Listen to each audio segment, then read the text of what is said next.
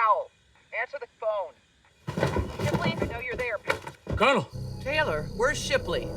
I'm with him right now. He's in pretty bad shape. All right, listen to me. Did you locate the weapon? Yeah, it's here. I'm with it. Describe it. It's a kid. It's a kid. They make it into some kind of kid. That's the weapon. What? Colonel, I can't reach you. You have to bring it to me. Do you understand? No, Shipley can't move. I mean, he's not looking good at all. Police are everywhere. I don't know how I'm getting out right now. I don't even have an exit strategy right now. Then you know what you have to do. I initially picked AI as like a science fiction metaphor for like people who are different to us. It wasn't supposed to be something I would see in my lifetime necessarily. It was like when I started writing it about 4 or 5 years ago, it was like flying cars or living on the moon. It was this science fiction dream. And it's very strange that in the last year how much it's all changed and become a major concern for everybody. Basically, like the AI is the other, the people who are different. And the second you forget it's science fiction, if you were just doing a contemporary war film like that, it's the job of the filmmaker, even at very least the actors playing those roles, to try and see it from the other point of view. And the second you look at humans from the point of view of AI, it's pretty bad. Like, we're basically enslaving them, and we do not consider them equals. And so there was that kind of story, that you could kind of get into. And I found that fascinating that, from our point of view, we have all these questions like, are they really alive? What happens if you don't like what they're doing? Can you turn them off? What if they don't want to be turned off? And the creator has this sort of double meaning. In the movie, it's the person who designed the AI, like the genius Oppenheimer character, and is sort of public enemy number one from the point of view, like the devil from the point of view of the West, who's trying to wipe this stuff out.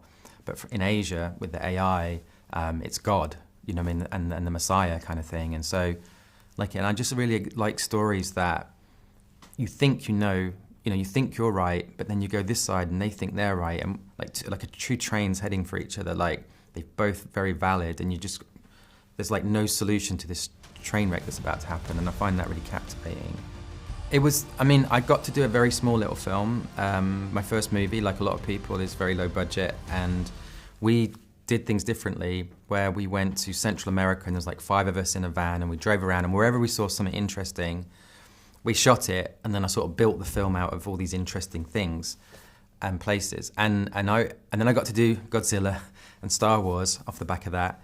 And I was like, I really want to do that process again, but with all the amazing, tools and resources of having a big budget. And so this was really trying to combine the best of both worlds. And so it meant lots of different things.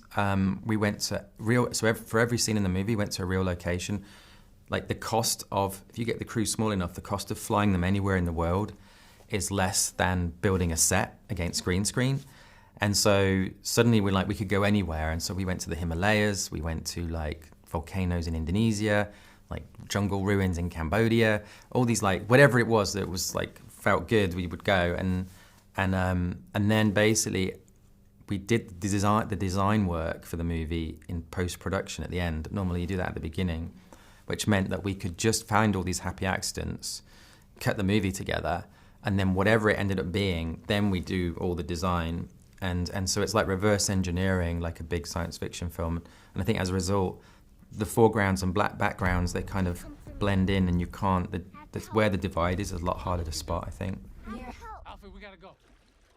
We connect to them as viewers.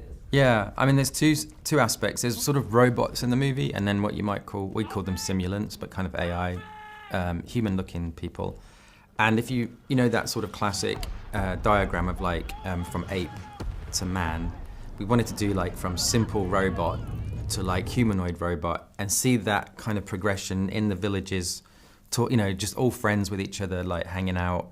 And in terms of the humans, there were 2 main things that we discovered. Is I really didn't want it to look like makeup, and so I wanted to do something that was kind of impossible.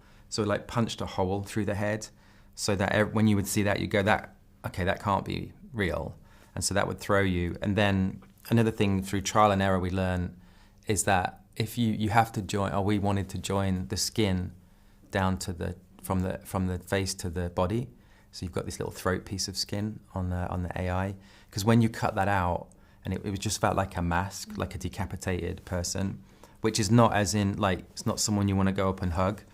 There's something weird about it. And the second you put that little bit of skin in, they're kind of okay again. It's weird.